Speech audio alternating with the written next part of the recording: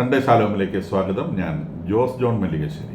Israel പ്രധാനമന്ത്രി നെതന്യാഹുവുമായുള്ള കൂടിക്കാഴ്ചയ്ക്ക് ശേഷം അമേരിക്കൻ പ്രസിഡന്റ് ഡൊണാൾഡ് ട്രംപ് ഏകപക്ഷീയമായ ഒരു പ്രഖ്യാപനം നടത്തി. ഇറാനിന്റെ ന്യൂക്ലിയർ ഡിസ്മാൻഡിൽമെന്റുമായി ബന്ധപ്പെട്ടുള്ള ചർച്ച, അമേരിക്കയും ഇറാനും തമ്മിൽ നേരിട്ടുള്ള ചർച്ച ഒമാനിൽ വെച്ച് ശനിയാഴ്ച നടക്കും എന്നാണ് അദ്ദേഹം പറഞ്ഞത്. ഇറാന്റെ പക്ഷത്തു നിന്ന് ഇന്നലെ വൈകുന്നേരം വരെയുള്ള പ്രതികരണം, ട്രംപ് ഇത് പറയുന്നത് വരെയുള്ള പ്രതികരണം, നേരിട്ടുള്ള ചർച്ചയേ ഇല്ല, ഇന്റർമീഡിയറ്റ്സുമായി വെച്ചുള്ള ചർച്ചയേ ഉള്ളൂ, ഇനി ഇങ്ങോട്ട് യുദ്ധം ചെയ്താൽ ഞങ്ങൾ തിരിച്ചടിക്കും, ഞങ്ങൾ സർവ്വസന്നാഹങ്ങളുമായി റെഡിയായി നിൽക്കുകയാണ്, നേരിട്ടുള്ള ചർച്ച എന്ന് പറഞ്ഞൊരു പരിപാടിയില്ല എന്നാണ് അവരുടെ ഭാഗത്തു നിന്നും അവരുടെ വിദേശമന്ത്രി ആയിക്കൊള്ളട്ടെ, അലി ഖമനേയി ആയിക്കൊള്ളട്ടെ, ഇവൻ പെഷേസ്കിയാൻ പോലും പറഞ്ഞത് നേരിട്ടുള്ള ചർച്ചയില്ല എന്നാണ്. ഇറാന്റെ ഭാഗത്ത് നിന്ന് മറിച്ചൊരു പ്രതികരണം ഉണ്ടാവുന്നതിന് മുൻപ് നെതന്യാഹുവുമായുള്ള കൂടിക്കാഴ്ചയ്ക്ക് ശേഷം ട്രംപ് പ്രഖ്യാപിച്ചിരിക്കുന്നു നേരിട്ടുള്ള ചർച്ച.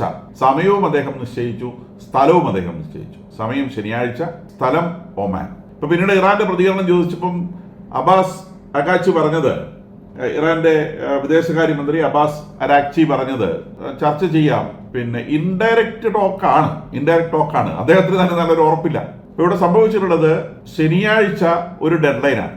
ശനിയാഴ്ച ഡയറക്റ്റ് ടോക്കിന് ഇറാൻ സമ്മതിച്ചില്ലെങ്കിൽ അതിന്റെ അടുത്ത സ്റ്റെപ്പ് നടക്കും. അതാണ് പറഞ്ഞതിൻ്റെ അർത്ഥം. അപ്പൊ അവർ അപ്പൊ തന്നെ ഇറാന്റെ മൗത്ത് പീസുകളിൽ നിന്നുള്ള മറുപടി വന്നു, ശനിയാഴ്ച ചർച്ചയുണ്ട്. പക്ഷേ ഇൻഡയറക്റ്റ് ചർച്ചയാണ്. അബ്ബാസ് അരാക്ചി വിദേശകാര്യമന്ത്രി ഒമാനിൽ പോകും, ചർച്ച നടത്തും, പക്ഷേ ഇൻഡയറക്റ്റ് ചർച്ചയാണ്. ട്രംപ് പറഞ്ഞു ഇൻഡയറക്റ്റ് ചർച്ചയൊന്നുമില്ല, ഡയറക്റ്റ് ചർച്ചയേ ഉള്ളൂ. And that discussion should be, അത് ടോക്ക് എന്നാണ് അവർ പറഞ്ഞത്, ഡിസ്കഷൻ എന്നല്ല ടോക്ക് എന്നാണ് പറഞ്ഞത്, സംസാരം എന്നാണ് പറയുന്നത്. That is at the highest ലെവലിലാണ്. അപ്പൊ അദ്ദേഹത്തിന്റെ എമിസറി സ്റ്റീവ് വിറ്റ്കോഫ് മിഡിൽ ഈസ്റ്റിലുണ്ട്. അപ്പോൾ സ്റ്റീവ് വിറ്റ്കോഫുമായിട്ട് ഇറാന്റെ വിദേശകാര്യമന്ത്രി ശനിയാഴ്ച ഒമാനിൽ കൂടിക്കാഴ്ച നടത്തും എന്നാണ് ഇതിൽ നിന്ന് മനസ്സിലാക്കേണ്ടത്. ഇത് ഡയറക്റ്റ് ആണോ ഇൻഡയറക്റ്റ് ആണോ എന്നൊക്കെ അമേരിക്ക തീരുമാനിക്കും. അപ്പം ആക്ച്വലി എത്തുന്ന സമയത്ത് സ്റ്റീവ് വിറ്റ്കോഫ് പറയും ഇങ്ങോട്ട് പോരെ, ഇവിടെ ഇരുന്നോളാൻ പറയും, അദ്ദേഹം അവിടെ ഇരിക്കും, ചർച്ച ചെയ്യും. ഇതാണ് സംഭവിക്കാൻ പോകുന്നത്. കാരണം ഇറാന്റെ ചുറ്റും അമേരിക്കൻ സൈന്യത്തിന്റെ വിന്യാസം നടന്നു കഴിഞ്ഞു. ഇപ്പൊ ട്രംപ് അതിനിടയിലൂടെ കുറേ കാര്യങ്ങൾ പറയുകയുണ്ടായി. അപ്പൊ അദ്ദേഹം പ്രധാനമായിട്ടും പറഞ്ഞത് രക്തച്ചൊരിച്ചിലൂടെയുള്ള ഒരു സൊല്യൂഷൻ. അദ്ദേഹം പറഞ്ഞത് മോസ്റ്റ് ഓബ്വിയസ് സൊല്യൂഷൻ എന്നാണ് പറഞ്ഞത്. മോസ്റ്റ് ഓബ്വിയസ് എന്നാണ് ഉപയോഗിച്ച വാക്ക്. മോസ്റ്റ് ഓബ്വിയസ് സൊല്യൂഷന് എനിക്ക് താല്പര്യമില്ല, പക്ഷേ അത് താല്പര്യം ഇസ്രായേലിന്, അതാണ് താല്പര്യം. അതും അദ്ദേഹം പച്ചയ്ക്ക് പറയുകയുണ്ടായി. ഇസ്രായേലിന് താല്പര്യം ഒരു മിലിറ്ററി ആക്ഷനിലൂടെയുള്ള സൊല്യൂഷനാണ് ഇസ്രായേലിന് താല്പര്യം. പക്ഷെ അതിനോട് എനിക്ക് താല്പര്യമില്ല. എനിക്ക് താല്പര്യം ഈ ടോക്സിലൂടെ ഈ പ്രശ്നം പരിഹരിക്കാനാണ്. പക്ഷെ അവിടെ ഉപയോഗിച്ച വാക്ക് ഡിസ്മാൻഡിൽമെന്റ് എന്നാണ് ഉപയോഗിച്ചുള്ള വാക്ക്. അതായത് ന്യൂക്ലിയർ ഫെസിലിറ്റീസ് ഡിസ്മാൻഡിൽ ചെയ്യണം. അതിന് എക്സാമ്പിളായിട്ട് ട്രംപ് എടുത്തു വെച്ചത് ലിബിയയുടെ എക്സാമ്പിളാണ്.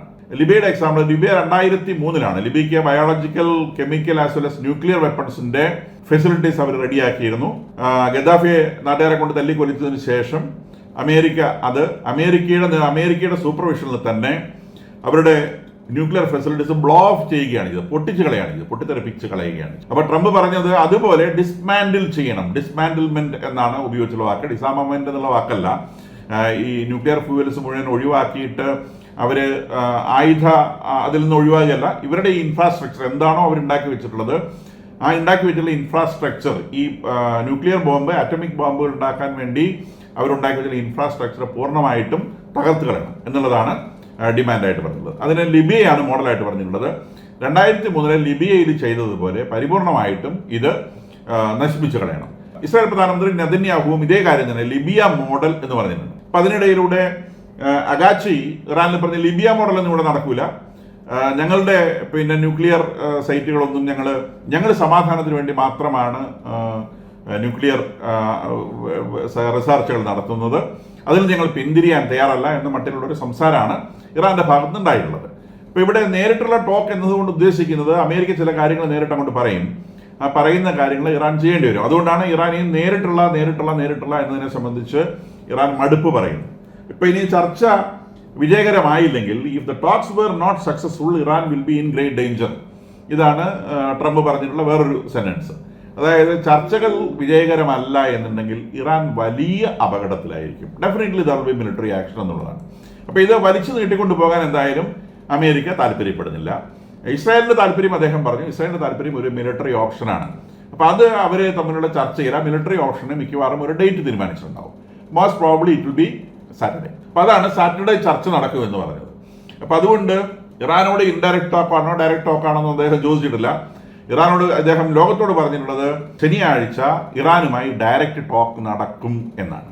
അതിൻ്റെ അർത്ഥം വേണമെങ്കിൽ ഡയറക്റ്റ് ടോക്കിന് ടേബിളിൽ വന്നിരുന്നു, ഇല്ലെങ്കിൽ നിങ്ങളുടെ ന്യൂക്ലിയർ സൈറ്റുകളൊക്കെ ശനിയാഴ്ച കൊണ്ട് തീർന്നിട്ടുണ്ടാവും എന്നാണ് അദ്ദേഹം ഉദ്ദേശിച്ചത് എന്ന് വേണം മനസ്സിലാക്കി. അപ്പോൾ ഇത് ഇറാന്റെ ഭാഗത്തു നിന്ന് വളരെ പെട്ടെന്ന് തന്നെ റെസ്പോൺസ് വന്നിട്ടുണ്ട്. അവർ ഡയറക്റ്റ് ടോക്ക് ഞങ്ങൾ പോകാം എന്ന് പറയുന്നുണ്ട്. ഒമാൻ ഇക്കാര്യത്തിൽ ഇതുവരെ യാതൊരു അഭിപ്രായവും പറഞ്ഞിട്ടില്ല എന്നുള്ളത് ശ്രദ്ധിക്കേണ്ട ഒരു കാര്യമാണ്. ഒമാൻ നമുക്കറിയാം, ആ ഗൾഫ് റീജിയൻ വളരെ ഡീസൻ്റ് ആയിട്ടുള്ള രാജ്യമാണ്. ആവശ്യമില്ലാത്ത കാര്യങ്ങളിൽ ഒന്നും ഇടപെടാതെ സ്വന്തം കാര്യം മാത്രം നോക്കി ജീവിക്കുന്ന ഒരു രാജ്യമാണ് ഒമാൻ. അവരൊരു തരത്തിലുള്ള ഡിസ്പ്യൂട്ടുകളിലും പൊതുവെ ഒമാന്റെ പേര് നമ്മൾ കേൾക്കാറില്ല. മത തീവ്രവാദത്തിലായിക്കൊള്ളട്ടെ അല്ലെങ്കിൽ മറ്റെന്തെങ്കിലും കാര്യങ്ങളിലായിക്കൊള്ളട്ടെ ഒമാന്റെ പേര് ഒരിക്കലും ഒരു സ്ഥലത്തും നിങ്ങൾ കാണില്ല. കാരണം വളരെ ഡീസൻ്റ് ആയിട്ടുള്ള ഇടപെടലുകളിൽ മാത്രം നിൽക്കുന്ന ഒരു രാജ്യമാണ്. അപ്പോൾ അതുകൊണ്ട് അവരവിടെ മീഡിയേറ്റ് ചെയ്യാമെന്നോ ഒന്നും ഓഫർ ചെയ്തിട്ടില്ല. അപ്പോൾ നേരെ മറിച്ച് റഷ്യയൊക്കെ മീഡിയേഷൻ ഓഫർ ചെയ്തിട്ടുണ്ട്, ഒമാൻ ഒരിക്കലും ഓഫർ ചെയ്തിട്ടില്ല. ഇനി അവിടെ അവർ ചെല്ലുന്നതിനോ സംസാരിക്കുന്നതിനോട്ട് അവർക്ക് വിരോധവും ഉണ്ടാവാൻ സാധ്യതയില്ല. അപ്പം ഒമാനിൽ വെച്ചിട്ട് എന്നുള്ളതാണ് ഇപ്പോൾ തീരുമാനമായിട്ടുള്ളത്. ഇത് ശനിയാഴ്ച നടക്കുമെന്ന് വേണം വിചാരിക്കാൻ. ഇപ്പം നമ്മുടെ ഇന്റർനാഷണൽ അറ്റോമിക് എനർജി ഏജൻസിയുടെ കണക്ക് പ്രകാരം 60% എൻറിച്ച്മെന്റ് നടത്തിയിട്ടുള്ള 275 കിലോഗ്രാം യുറേനിയം ഇറാന്റെ പക്കലുണ്ട് എന്നാണ് അവർ പറയുന്നത്. അതിനപ്പുറത്തേക്ക് എൻറിച്ച്മെന്റ് നടത്തിയതിന് തെളിവില്ല. 90% എൻറിച്ച്മെന്റ് വരുമ്പോൾ മാത്രമാണ് ഇത് വെപ്പൺ ഗ്രേഡ് യുറേനിയം, അതായത് ബോംബ് ഗ്രേഡ് യുറേനിയം ആവുന്നത്. 60% യുറേനിയം വെപ്പൺ ഗ്രേഡ് യുറേനിയം തന്നെയാണ്. അത് ന്യൂക്ലിയർ ഫ്യൂവൽസ്, ചില ന്യൂക്ലിയർ ആയുധങ്ങൾ, ആറ്റം ബോംബിനല്ല, വേറെ ചില ആയുധങ്ങൾ ഉണ്ടാക്കാൻ വേണ്ടി അത് ഉപയോഗിക്കാൻ സാധിക്കും. ഒരു ന്യൂക്ലിയർ ബോംബ് എന്ന് പറയുന്ന ഒരു മൈക്രോ സെക്കൻഡിൽ എക്സ്പ്ലോഡ് ചെയ്യുന്ന വലിയ ഡിവൈസ് ഉണ്ടാക്കണമെന്നുണ്ടെങ്കിൽ അതിൻ്റെ എൻറിച്ച്മെന്റ് 90% ക്രോസ് ചെയ്യണം. എൻറിച്ച്മെന്റ് എന്നതുകൊണ്ട് ഉദ്ദേശിക്കുന്നത് യുറേനിയത്തിന്റെ നാച്ചുറലി ഒക്കറിംഗ് ഐസോട്ടോപ്പ് എന്ന് പറയുന്നത് യുറേനിയം 238 ആണ്. അത് ന്യൂക്ലിയർ പ്ലാന്റുകളിൽ ഉപയോഗിക്കുന്ന സമയത്ത് അതിനകത്ത് വേറെ ഐസോട്ടോപ്പുകൾ ഫോം ചെയ്യും. ആ ഐസോട്ടോപ്പുകളിലെ യുറേനിയം 233, 235 എന്നുള്ള ഐസോട്ടോപ്പുകൾ രണ്ടും ഹൈലി റേഡിയോ ആക്റ്റീവ് ആണ്. അപ്പോൾ യുറേനിയം 233യുടെയോ അല്ലെങ്കിൽ 235ൻ്റെയോ കോൺസെൻട്രേഷൻ ഒരു യുറേനിയം സാമ്പിളിൽ 60% ക്രോസ് ചെയ്യുമ്പോഴാണ് അത് വെപ്പൺ ഗ്രേഡ് യുറേനിയമായിട്ട് മാറുന്നത്. അത് ബോംബ് ഗ്രേഡ് യുറേനിയം ആവുന്നത് ഈ ഐസോട്ടോപ്പുകളുടെ യുറേനിയം 235 അല്ലെങ്കിൽ യുറേനിയം 233 എന്നിങ്ങനെ വളരെ ചെറിയ ഹാഫ് ലൈഫ് പീരിയഡുള്ള യുറേനിയം ന്യൂക്ലിയസുകളുടെ കോൺസെൻട്രേഷൻ 90%-ൽ കൂടുതലാവുമ്പോഴാണ് അത് ബോംബ് ഗ്രേഡ് യുറേനിയം ആവുന്നത്. അപ്പം അങ്ങനെ ബോംബ് ഗ്രേഡ് യുറേനിയം ഇറാന്റെ കയ്യിൽ ഉണ്ടോ ഇല്ലയോ എന്നുള്ള കാര്യത്തിൽ ഉറപ്പില്ല. പക്ഷേ 60% എത്തിക്കഴിഞ്ഞാൽ അത് 90%ലേക്ക് എത്തിക്കാൻ സാധിക്കും. അതിനുള്ള ടെക്നോളജി അവരുടെ കയ്യിലുണ്ട് എന്നാണ് പൊതുവെ കരുതപ്പെടുന്നത്. അതിനുള്ള ഇൻഫ്രാസ്ട്രക്ചറും സെൻട്രിഫ്യൂഗേഷൻ വഴിയാണ് അതിൻ്റെ കോൺസെൻട്രേഷൻ കൂട്ടി കൊണ്ടുവരുന്നത്. അപ്പോൾ അതിനുള്ള സെൻട്രിഫ്യൂജുകളും സൗകര്യങ്ങളും ഒക്കെ അവർ റഷ്യയിൽ നിന്നോ അല്ലെങ്കിൽ കൊറിയയിൽ നിന്നോ അക്വയർ ചെയ്തിട്ടുണ്ടാവും എന്നുള്ളതാണ്. കൊറിയയിൽ മീൻസ് ചൈനയിൽ നിന്ന്, ചൈന കൊറിയയിലേക്ക്, കൊറിയയിൽ നിന്ന് ചൈനയിലേക്ക്. അപ്പം ആ രീതിയിൽ അക്വയർ ചെയ്തിട്ടുണ്ടാവും എന്നാണ് ഇന്റർനാഷണൽ അറ്റോമിക് എനർജി ഏജൻസി സമ്മതിക്കുന്നത്. ഇത് ഡിസ്മാൻഡിൽ ചെയ്യണം, തകർത്ത് കളയണം എന്നാണ് അമേരിക്കയുടെ ആവശ്യം. കൂടുതൽ ഡിസ്കഷൻ ഇല്ല. ടോക്സ് സിംപ്ലി നേരിട്ട് കണ്ടു പറയുന്നത് ഹൈ ലെവൽ ടോക്സ് വളരെ സ്പെസിഫിക് ആയിട്ട് പറഞ്ഞിട്ടുണ്ട്. ഇത്തരം കാര്യങ്ങൾ തീരുമാനമെടുക്കാൻ കഴിയുന്ന ആളുകൾ മാത്രം സംസാരിക്കാൻ വന്നാൽ മതി. അല്ലെങ്കിൽ നമ്മളവിടെ ചെന്നിട്ട് ഞാനൊന്ന് ചോദിച്ചേച്ച് വരട്ടെ, ഇത് ചെയ്യാൻ പറ്റുമെന്ന് ചോദിച്ചു വരട്ടെ, അങ്ങനത്തെ കാര്യമൊന്നുമില്ല. ഹയസ്റ്റ് ലെവൽ ടോക്ക് എന്നാണ് ട്രംപ് പറഞ്ഞിട്ടുള്ളത്. ദറ്റ് മീൻസ് ടേബിളിലിരുന്നാൽ തീരുമാനം പറയാൻ ശേഷിയുള്ളവർ മാത്രം സംസാരിക്കാൻ വന്നാൽ മതി. ദറ്റ് മീൻസ് ഒന്നുകിൽ വിദേശകാര്യമന്ത്രി അല്ലെങ്കിൽ പ്രധാനമന്ത്രി, ആ ലെവലിലുള്ള ആളുകളാണ് ഇറാനിൽ നിന്ന് സംസാരിക്കാൻ വേണ്ടി വരേണ്ടത് എന്നർത്ഥം. ട്രംപിന്റെ എമിസറി ആയിട്ട് ഇവിടുന്ന് പോകുന്ന സ്റ്റീവ് വിറ്റ്കോഫ് ആണ്. കൂടാതെ അദ്ദേഹത്തിന് നാഷണൽ സെക്യൂരിറ്റി അഡ്വൈസർ മൈക്ക് വാട്സ് ഫോളോ ചെയ്യുന്നുണ്ട്. അപ്പോൾ മൈക്ക് വാട്സിന്റെ നേതൃത്വത്തിലുള്ള ഒരു ടെക്നിക്കൽ ടീം ഇതിനകത്ത് സെക്കൻഡറി ടോക്സിനുണ്ടാവും. അപ്പം സ്റ്റീവ് വാട്സുമായിട്ടുള്ള സംസാരത്തിൽ ഡിസ്മാൻഡിൽമെന്റ് എന്നുള്ള കാര്യം, ആ വേർഡ് അത് സമ്മതിച്ചു കഴിഞ്ഞാൽ പിന്നെ അതെങ്ങനെ ചെയ്യണം എന്നുള്ള കാര്യം മൈക്ക് വാട്സിന്റെ നേതൃത്വത്തിലുള്ള ടെക്നിക്കൽ ടീമാണ് തീരുമാനിക്കുക. അവർ പറയുന്നത് പോലെ അമേരിക്കൻ സൂപ്പർവിഷനിൽ ഇവരുടെ ന്യൂക്ലിയർ സൈറ്റുകൾ അവർ ഡിസ്മാൻഡിൽ ചെയ്യേണ്ടി വരും. അങ്ങനെ അമേരിക്കൻ സൂപ്പർവിഷനിൽ അവർ ഡിസ്മാൻഡിൽ ചെയ്തില്ലെങ്കിൽ ആ പണി ഇസ്രായേൽ ചെയ്തുകൊള്ളും.